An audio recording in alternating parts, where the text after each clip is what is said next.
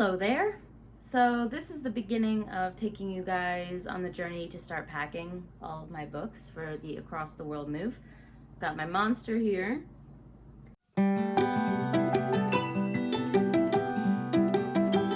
Today is Saturday, and typically Sumide is home on Saturdays, but we decided to give me some time to do some work today, some editing work, some YouTube work, housework, and took her to nursery school today because they are open at a different location on Saturdays. I have to leave to go pick her up though in about 20 minutes, and I've spent almost all of today trying to get my Stormlight Archive second part of that vlog to export. Okay, I use Adobe Premiere Pro, okay, and it's a very powerful software, and I have done a lot of work to increase my skill working with it, so maybe it's a sunk cost fallacy at this point, but like, I don't want to change my software, right?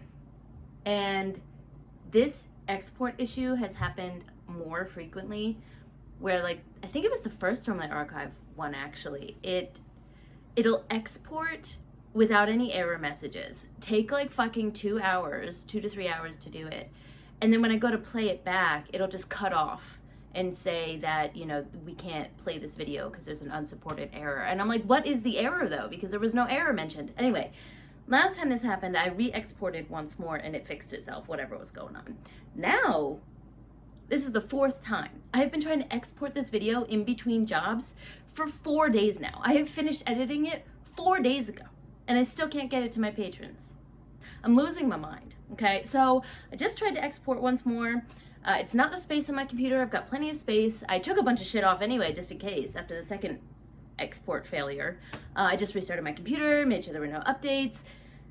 I don't know what's going on, but I'm about to throw my computer across the room because I got like nothing done today, even though I'm paying for an extra day of childcare. Anyway, so what I decided to do in between that exporting was start researching how I'm gonna pack my books when we move. And so I'm thinking I'm gonna do a Mylar cover. And that's more expensive than I thought to get packets of those, but I think it's gonna be worth it. I'm not gonna, you know, Mylar cover every book that I have going forward in my library, but if I'm gonna do several months of like shipping books on a boat where it's gonna be humid, I wanna protect them the correct way. So what I gotta do is count how many books I have between the 8 to 10 inch range, because I measured these and the broken binding books, and they are between 9 to 10 inches, pretty much all of them, or standard 9 inches essentially.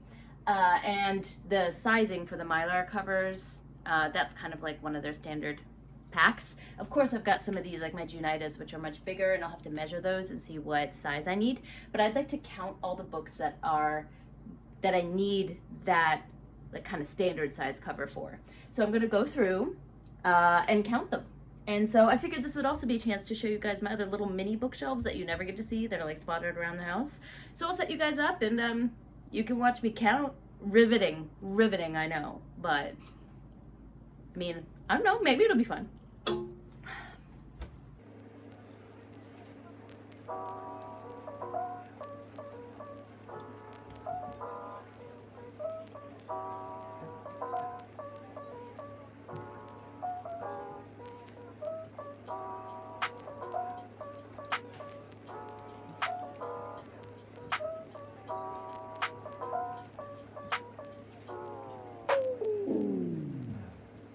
I got about 58. I'm looking for a ballpark number. It doesn't have to be exact, because I think once I get the sheets, I'll see if I can do some of my shorter books, like this Arcanum Unbounded here. You can barely see that, but I'm not sure exactly about that one, but I figure I can play with the sheets once I get them. So we're going for about. So 58 already.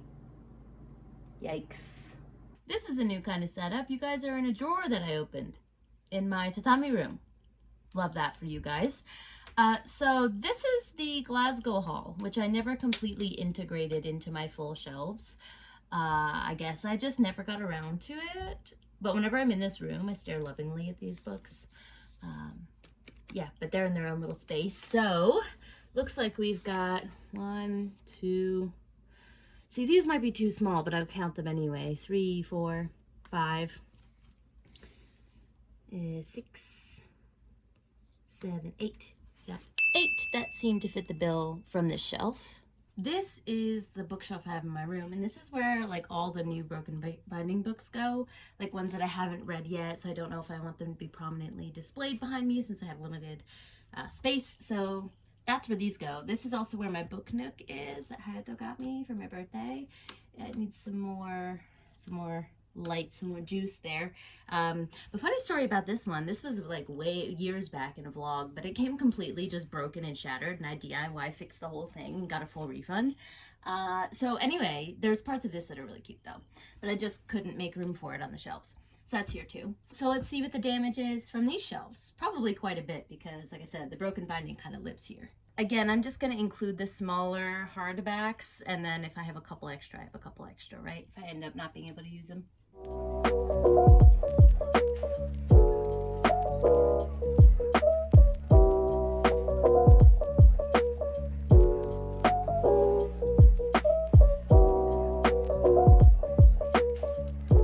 I got 41, and actually looking at some of these, there might be some that I get rid of. Like this was a trade, A Conspiracy of Truths. This was a trade. And I sent the Poppy War. This person was also living in Japan. So we were like, oh my God, an English book reader. And they offered to do a trade. So I sent the Poppy War, which I did not enjoy so much. And I got A Conspiracy of Truths in return. But this is why I want to go through my physical TBR before moving, because I did not read this. And if I don't like it, like I don't want to pay and take the time to cover it up and then ship it. So maybe I'll be reading this in the near future. There's a couple other ones like that too. And these are the bookshelves under our bed. We actually knew we were going to be moving at some point, so we didn't really invest in really good furniture. So we actually made our own bed. As you can see here, there's a pallet here. We actually put our bed frame on top of 2 sideways bookshelves. So we have bookshelves on either side. These are books that I've read and enjoyed, but haven't really been screaming about, or, well, you know, in the case of Crescent City, House of Earth and Blood, screamed about that one, hated this one with a passion. So it's like, I don't know if I'm going to finish the series. I'm not really sure what I'm going to do with this edition here.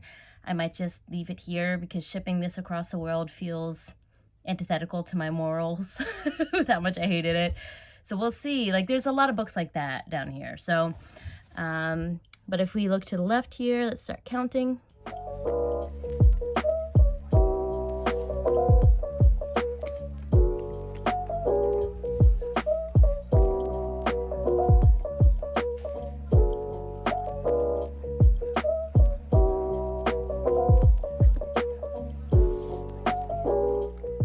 Okay, 21 by my count. These 3 here, see, these are going to put me to the test. They're very nice editions. They've got art, all of that. But my touch and go experience with Robin Hobb, is it worth shipping them? I might have to tackle Assassin's Quest before we move to know that answer. Or maybe I already know it in my heart and I'm running away. Like, I'm just going to marinate on that for a while. But yeah, I got things to think about.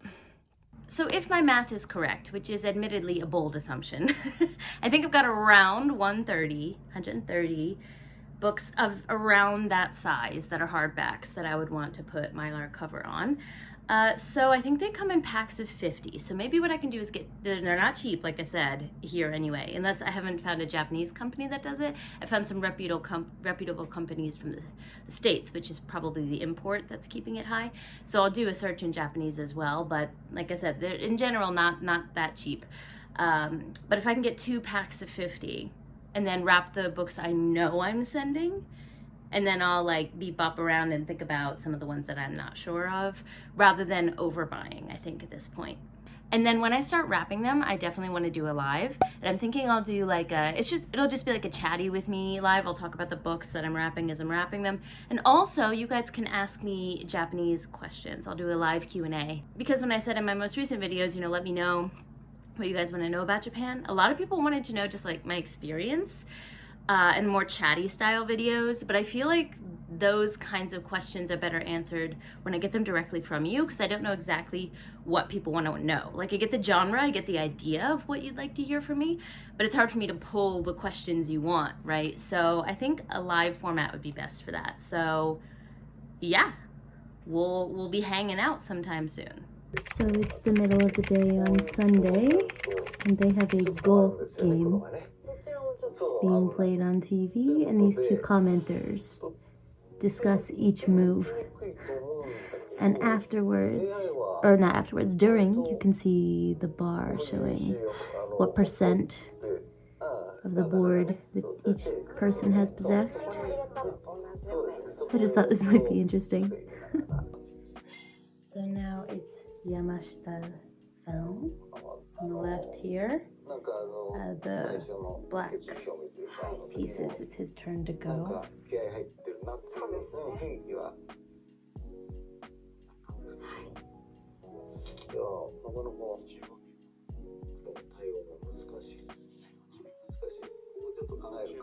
My man's is stressed.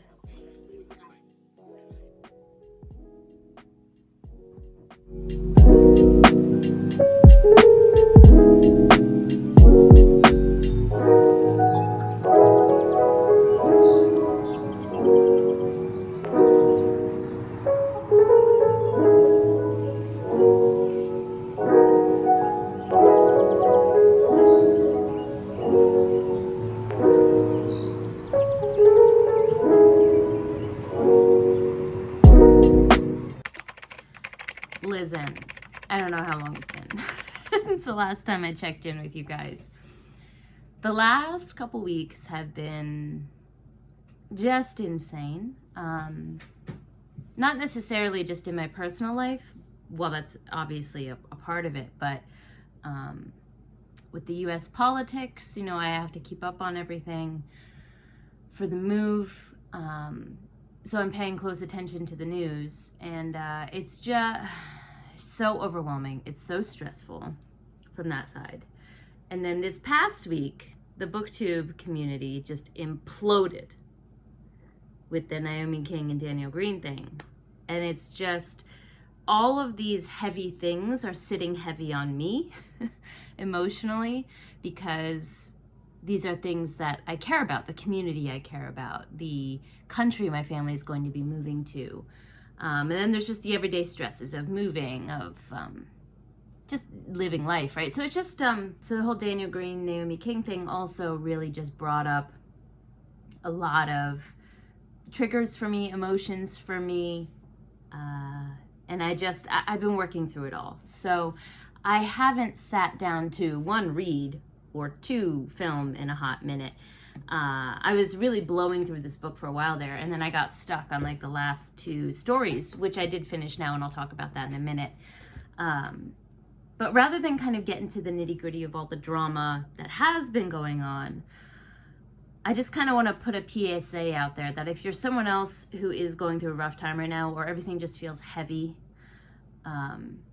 doing small things for yourself that even in the moment aren't a magic pill. They're not going to make you feel amazingly better in the moment, but making space for those things, I found, builds up over time, right? So an example of that might be after my ankle surgery, I wasn't able to go to the gym for two and a half months now. And that is a key point for my mental health. It's intricately linked to how I feel mentally, whether I'm moving my body physically or not. And I haven't been able to.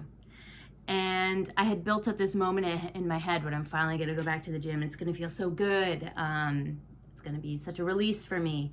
And I went to the gym yesterday for the first time, and it was just okay. I mean, I was very happy I didn't lose a lot of my strength, which is just like witchcraft. I don't know how that happened. Well, I haven't done squats yet. I think I lost a lot there. But individually, with like my rows and stuff like that, I didn't lose a lot of strength, which was nice. But I also, it wasn't this dopamine happy boost that I was expecting. But you know what? That's also okay. Because I know, even in that moment, that it isn't, even though it wasn't a fix-all, I know that that's key to my mental health, and that is self-care for me, going to the gym even when I don't feel like it. So I just want to say that if everything feels heavy, taking time to do those little things, even if they don't feel phenomenal or groundbreaking in that moment, it is going to add up to be something that helps you. And it's worth prioritizing yourself in that way. So I'm just putting that out there. If anyone else feels heavy, find those things that help you. For me, it's gym and it's skincare. Take those two things, and reading, of course. So take those things that you know, those small things that you know you can do for yourself, and continue to do them. Don't stop showing up for yourself, even when you're stressed, if you can. That's just kind of my little PSA there. Another thing that's also been on my mind is the idea of like romanticizing the grind. This is something that the States and Japan both do incredibly well, to have an overworked workforce that still glorifies that state of being busy. I am so guilty of doing this. And I've realized, as I decided that I was going to try to wind down some of my work before leaving Japan with the express purpose of enjoying this country before leaving, I'm struggling with that. I'm struggling with the idea of even a planned rest like that.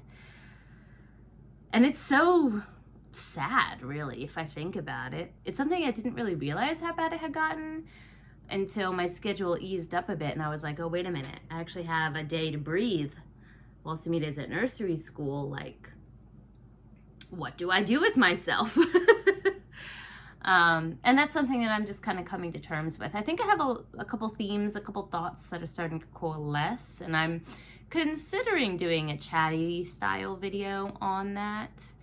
But I don't know, it's like forming. It's still, and it's at the atomic level. It hasn't really developed into something solid yet, but it's in there. Something I think I would like to talk about. So anyway, people seem to enjoy when I make these a bit more chatty and talk about not just books in between things. So I thought I would mention those two things that have been on my mind. But the other main reason I wanted to check in is right now is strawberry season in Fukuoka. So if you don't know, Fukuoka is famous for its strawberries, specifically this type called amao, which is hard to say because it's like all vowels, but amao are specifically these gigantic sweet strawberries from this particular area. And since they're in season now, they are exceptionally delicious.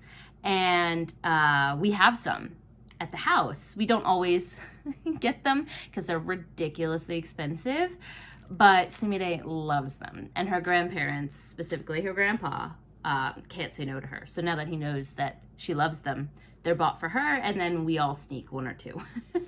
So the package comes with 6 in total.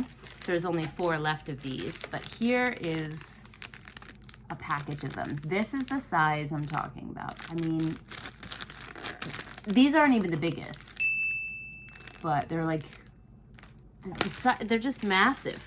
And the sweetness level, like you can't go back to normal strawberries after you get used to eating these. So I'm going to enjoy one of these before picking Sumide up tonight because she's going to devour at least 2 of these, I'm sure, when she comes home. I can't blame her. Cannot blame her. Truly nature's candy. But I thought that I would show that because it's a really cool like regional thing, right? That's just from this area. So you'll find a lot of sweets are like amao flavored. That's it's written out here. Amao. And this is Hakata, which is a main area in this, a main place in the Fukuoka area. Words. So yeah, so I just thought I would mention that. So if you come to Fukuoka, you'll see a lot of like strawberry themed things or strawberry flavored things, and that's why. So there's that little tidbit. And now let's finally get to the books. So like I said, I wasn't sitting down and reading, I was doom scrolling.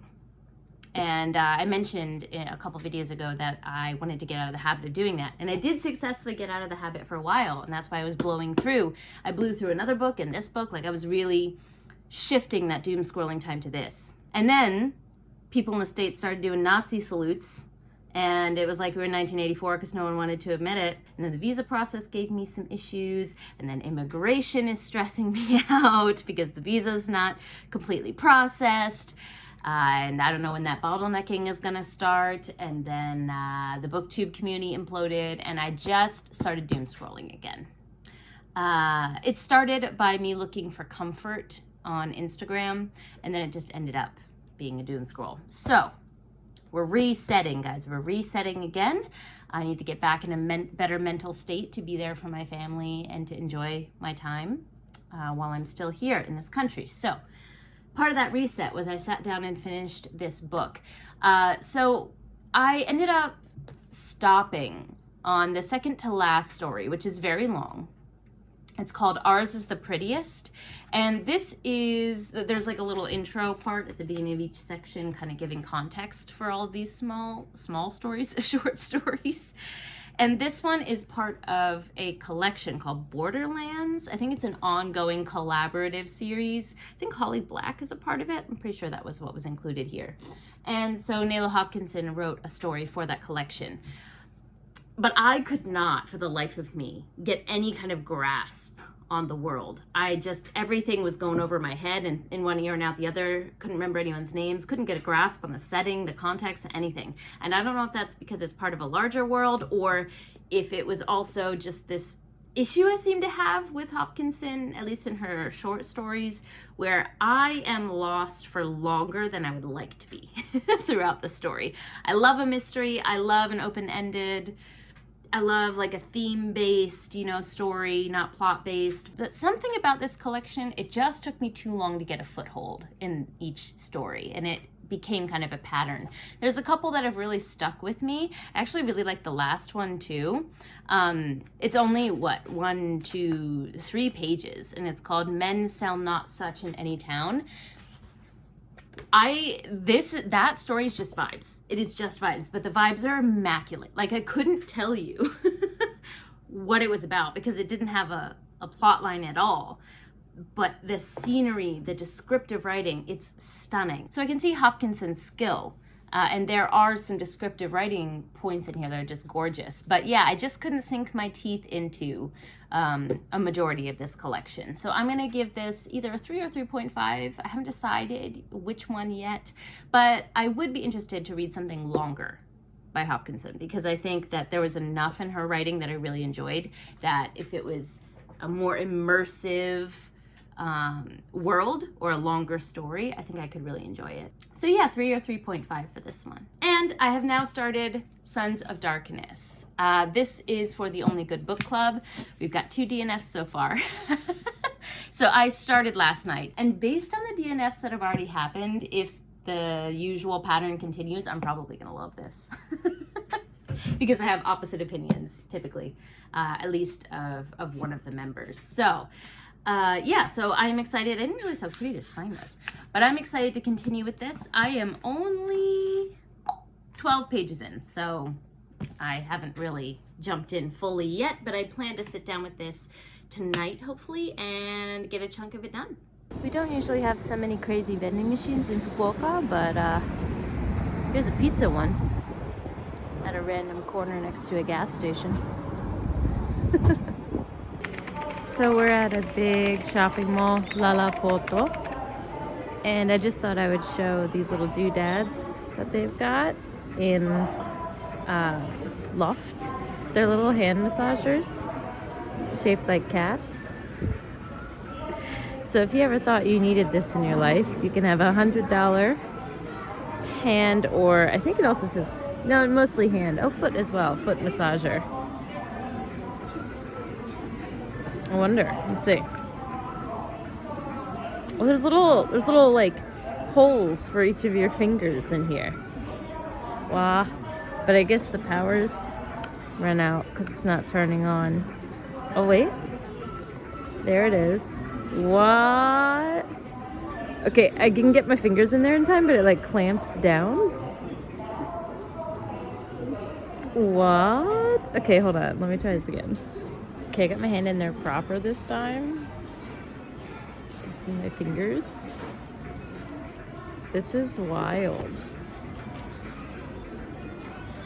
So there's different like massage courses you can do. I'm not sure which one I chose. But that's interesting. It's like it pushes up into your palm. $120. So we're gonna see if we can get a ticket to the Fukuoka Toy Museum. It has thousands of different toys that you can play with. And I think it's $12 or $15 a person. We've been wanting to take her here for a long time. She's got a lot of energy right now, so now's the time. The museum did in fact have thousands of toys. I wasn't able to get every section on video, and I also did my very best to not get any other kids' faces full on in my shots. I missed. They had this whole forest section here where you could harvest mikan, oranges from trees, or maybe they're kaki persimmons, I'm not sure. They had an area that was like a little selling stall where you could then bring the food that you harvest.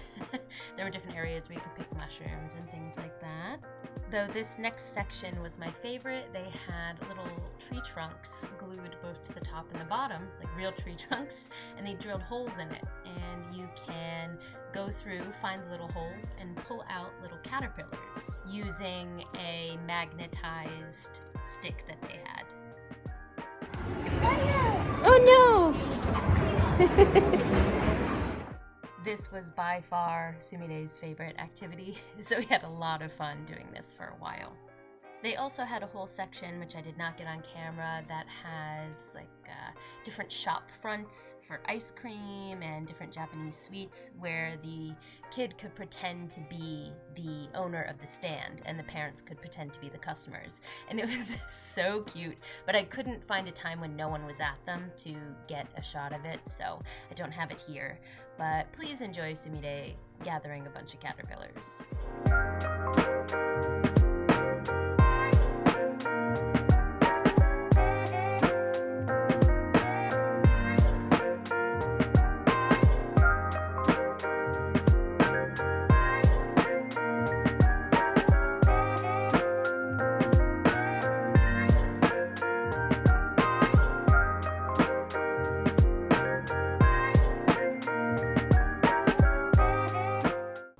Alright y'all, it is the next day. Look at me checking in 2 days in a row. Who is she? Maybe we're getting back to things, I don't know. But actually what prompted me to check in is not that I read, which I did read, and I'll talk about that in a minute. But it's that I just received like a package from the city of Fukuoka, and I just kind of want to show people what's the word I'm looking for.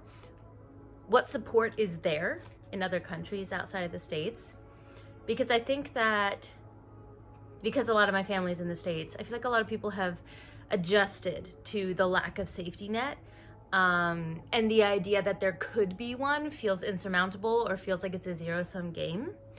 And I just want to show kind of what I've become accustomed to while living in Fukuoka, and just receiving this package made me realize that a lot of people who have had kids in situations where maybe they weren't completely monetarily stable. I know that life. You know, they didn't have this benefit. And I just want to show that this does exist and can exist, and it's something we should fight for. I know it sounds dramatic, but what it really is I just received night diapers and wipes, baby wipes, for free from the Fukuoka government.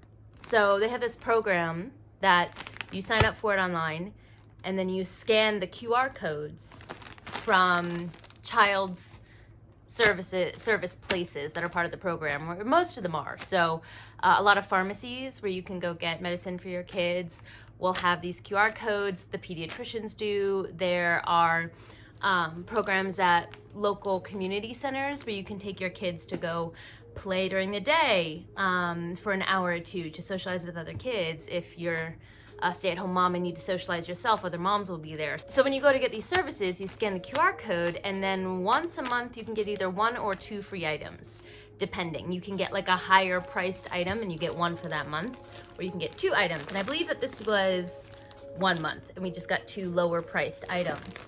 But like you can get baby food and stuff. They even have, I think they have like bottles, toothbrushes, like you can choose what you want to get what you need for your kid. And so we got night diapers and wipes, and these have been free for us since she was born. Obviously, I've had to buy baby wipes in between, but just the fact that I wouldn't be without, and if I was really, really pressed, I could probably make these last for the month. And I opened that package and I was like, oh my God. I just realized that so many people don't have this. And it's not a universal program in Japan either. Fukuoka just takes care of the people who live here quite well. But it just kind of, with this impending move made me realize that I don't want to take this for granted, and I'd like to show that it's possible and how much it helps. It also encourages you to get regular checkups at the pediatrician or try out these services that they have, That's the other thing, is we've paid almost nothing to the pediatrician because baby's healthcare is free. All of her initial vaccines for the first year, free. When she gets a cold, we have to go get medicine, free. The only thing I pay for is actually there was a spoit. Why can't I think of the name? The little suction thingies. English has left me. Dropper, one of the droppers. I had to pay 50 cents for a dropper for one time for her meds. It's so unfair that this is not a standard of care, because every baby deserves to be taken care of. People should be able to get baby wipes. I don't know. Something about this package arriving just made me want to record that and show that it's possible. I pay taxes and I'm happy for it to go to stuff like this, for other people to be able to care for their kid.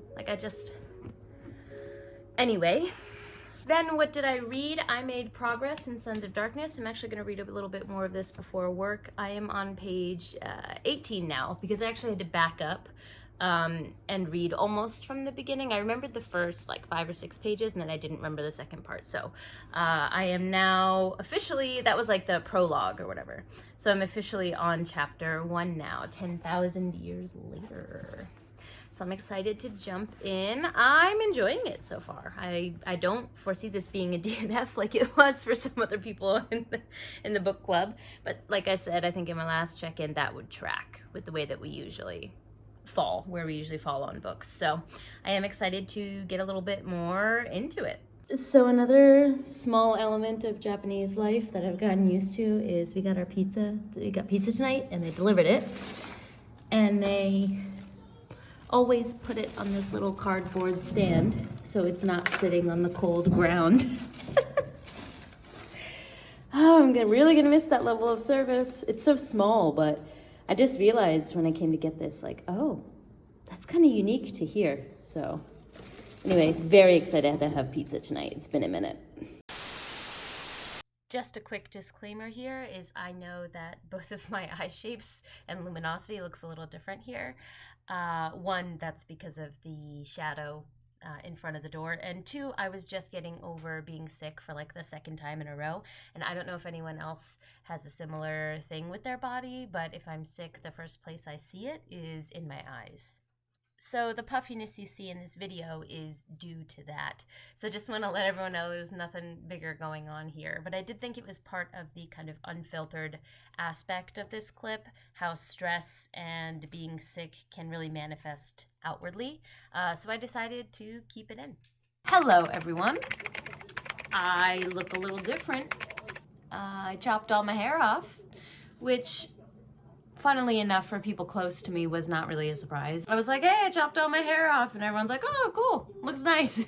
Because I'm just, some people get their nails done, some people do other things for beauty. For me, my hair is my thing. I always play with it, I always mess with it. But I haven't been recently because of time, money, all of that. But I was so bored with my long hair, and I was just doing the same thing every day. I couldn't handle it anymore. So I made an appointment with the hairstylist and said, chop it all off. So it looked better yesterday, as it always does. This is me after sleeping on it, so it's now straight. But I got my undercut redone as well. You can see both sides. Of course, it goes around to the back, but I feel like myself again in that way. And I'm excited to play with this length. I asked specifically for this length because I remembered growing out my pixie cut. This was fun for me to play with. You could do the part any which way you want. It looks a lot different if you curl it. The updos are more manageable for me because they take less time. So drying my hair is going to take less time. Like I was ready for it to be short and I'm happy with it. Like I said, it's not looking the best right now. This might not be the best debut. This is after just like sleeping on yesterday's style, but overall, I'm happy with it. I am also coming to you barefaced because I don't know, I feel like it's kind of important to do that sometimes. And my skin has been struggling. February was it was a month, wasn't it? For the booktube community and for me personally. Mentally, I really struggled and that really showed on my face. I've got a couple spots recovering from a little bit of a breakout, which I don't tend to get so much at this point in my life. So that's how you know I was under a lot of stress that was happening. My dark circles are awful. So I think part of this check-in is just to be transparent because in my pre-recorded videos, I do enjoy doing my makeup and getting ready for those. But the whole point of these vlogs is that they're more personal and I repeatedly get feedback that that's what people like about them. So here I am barefaced in a struggle bus moment for my skin. So I'm doing a couple things to take care of that. One of the things is that I finally just bit the bullet and reinvested in the more expensive skincare that really seems to help me. There was this brand that Heta's sister introduced his mom to, who introduced me to it, and it's a Korean brand, and it changed my life. It works so well with my skin. My skin absolutely loves it, but it's expensive. And so when I ran out, Hayato also really likes it, but when I ran out, I was like, okay, well, let me use the cheaper stuff that I have until it's empty. And then if my skin if it backpedals, right, then I'll know it's worth it to spend the money. Honey, it backpedaled. Like, I don't think you need really expensive skincare for all steps of your routine, but when it comes to the toners and serums specifically, they really seem to matter, at least for my skin type anyway. So yeah, I went ahead and bit the bullet and bought those. And then I'm also, I have a dermatologist that I've been seeing for another issue that I'm having, and they prescribed some Chinese medicine for me. I can't pronounce the name of the seed. I should have looked it up on Google before this, but it's spelled CIOX. And I looked up the studies that have been done on it, and sometimes it helps people, sometimes it doesn't, which is, holistic medicine. It's kind of used as a preventative measure and a supportive element. And it has had 0 negative side effects in any of the clinical trials that I saw. So I figured it couldn't hurt to take it and see if it helps. So I am taking that. So there's an internal supplementation going on. And then something else I decided to try is if you're in Japan and you go to a convenience store, you will see like a whole wall of these like supplementary drinks or supplement drinks. And I've always thought that they were probably just placebo effect and a crock of shit, which still may be true. But I looked into them a little bit, and this brand particularly, Chokora BB, is considered to be consistently effective and made me want to try it. So it has vitamin B2, amino acids, this thing called royal jelly. So I ended up muting this section where I was explaining what I thought it was because Hayato explained to me what it is, which is honey from the queen bee. Don't know if that has any particular healing properties, but it's supposed to help with fatigue. And your girl has been fatigued recently. So I was like, that sounds good. And there's a couple other things in here as well. It's 7.3 kilocalories for one bottle, and it tastes like cough syrup, essentially. And I decided, why not give these a shot a little bit as well? Because clearly my skin just needs some love and some care. And I know that I'm also introducing a bunch of different factors at the same time, so it might be hard to figure out what actually makes a difference. But I figure I really just want to give my skin and my immune system a bit of a boost right now, and then if I see recovery, maybe I'll take one thing out, like I did with the skincare, see if something changes, and then I know that that was important, right? But right now I'm just looking for a bit of relief. So this is not what you usually expect when you come to my channel for books, but people really like this personalized part of the vlog, and it's kind of Japanese related, because I'm trying a bunch of Japanese stuff. Oh yeah, the skincare brand, you probably want to see that, won't you? Let me grab that. So this is the brand De Alba, not sponsored in any way, shape, or form, by the way. I just putting that out there. It's inspired by Italy because it has white truffle enrichments. So this is their first spray serum, and this is one that it's like lighter. You shake it up to emulsify and mix everything. It's lighter, and I tend to use this during the day in the morning, underneath all of my sunscreen, you know, SPF, all that. And then this one is new when I bought it this time around because this worked so well with my skin. The double layer revitalizing serum. This is much thicker.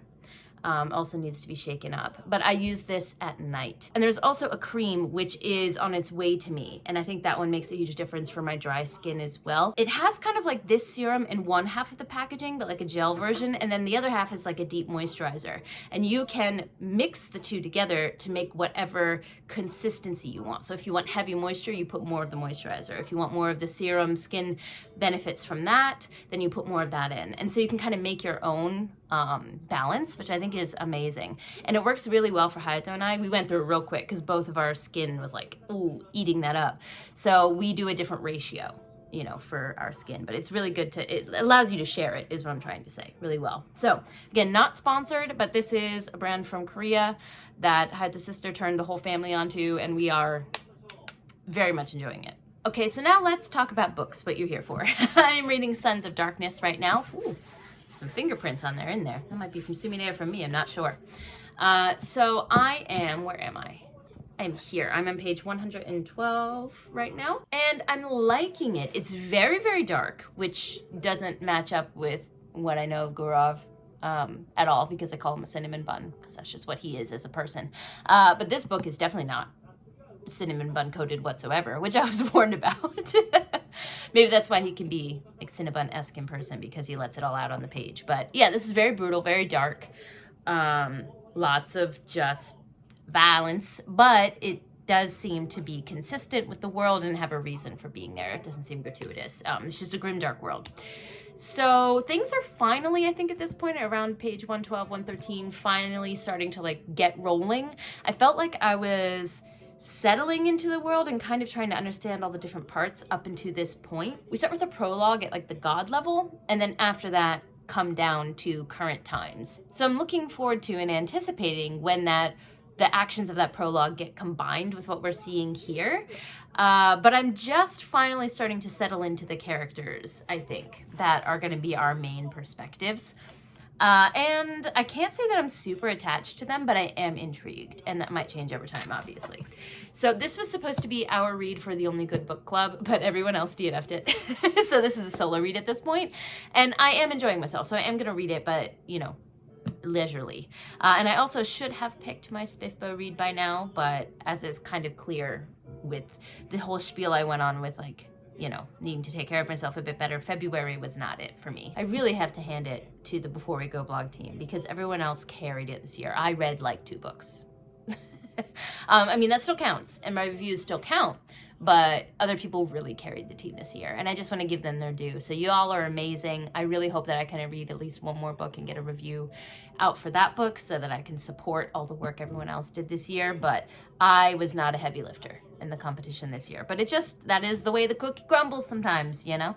And that's why we're a team with a plethora of people, so that if this happens, other people can pick up the slack, and they very much did. But this is my current main read. There's a trickster main character here that I'm intrigued with. Kind of reminds me of Locke from Locke Lamora a little bit, in the way that, like, he's frustratingly sneaky and devious, and I like that. So consider me intrigued. But I'm gonna make myself some green curry for lunch. I've got a lot to do. Hayato's sister is coming into town with her little one, and she might be staying in that tatami room, and that tatami room is a disaster right now because that's our moving room, and her little one is just over 3 months, so it needs to be baby proofed.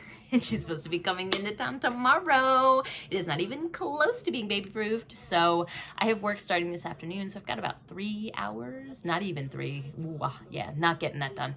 But I still have at least 2 hours to like start on that. So yeah, I've got things to do, so let me go do those things.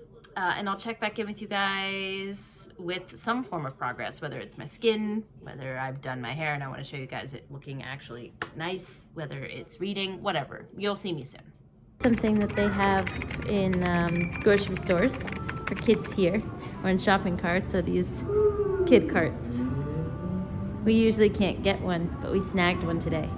She's so happy.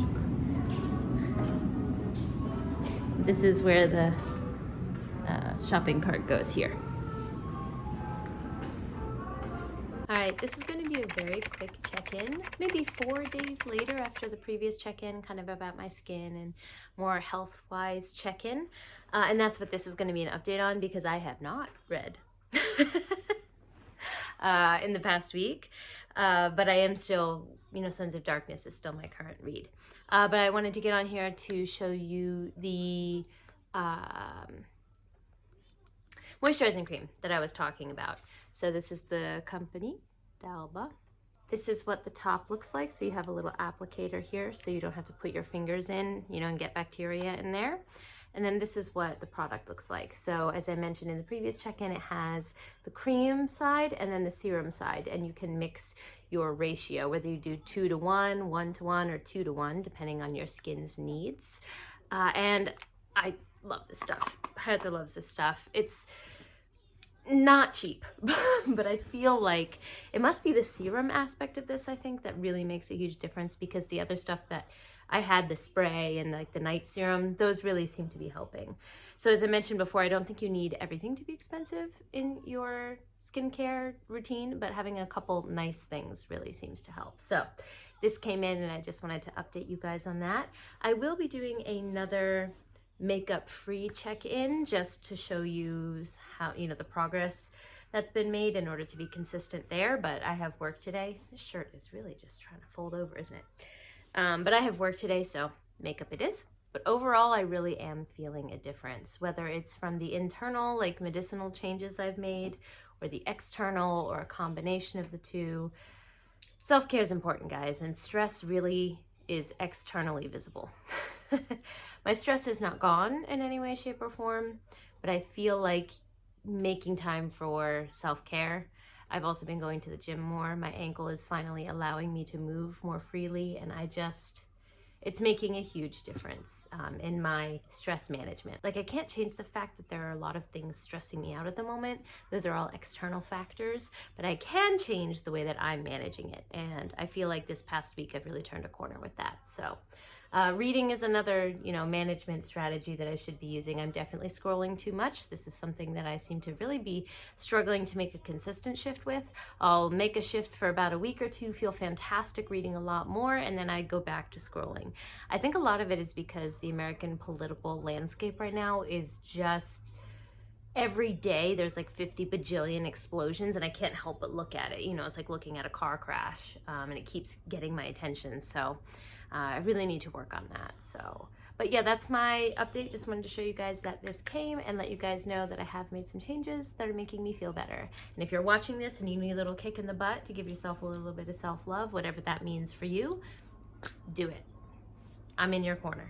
So today is a rare day where both of us are home for lunch, and we got Japanese fast food.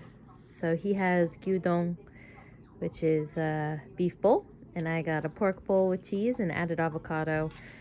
This doesn't come with it, but we're just gonna press the easy button for today, have some fast food, and then get back to everything we need to get done. Okay, so I was editing this and I realized that I lost my last clip. My last clip was me barefaced, checking back in with you all, talking about how my skin has gotten a bit better, just kind of saying I was on the up and up, finally. But when I was editing this morning and realized that I lost the clip, I had already put my makeup on, so I can't check back in with you guys barefaced today.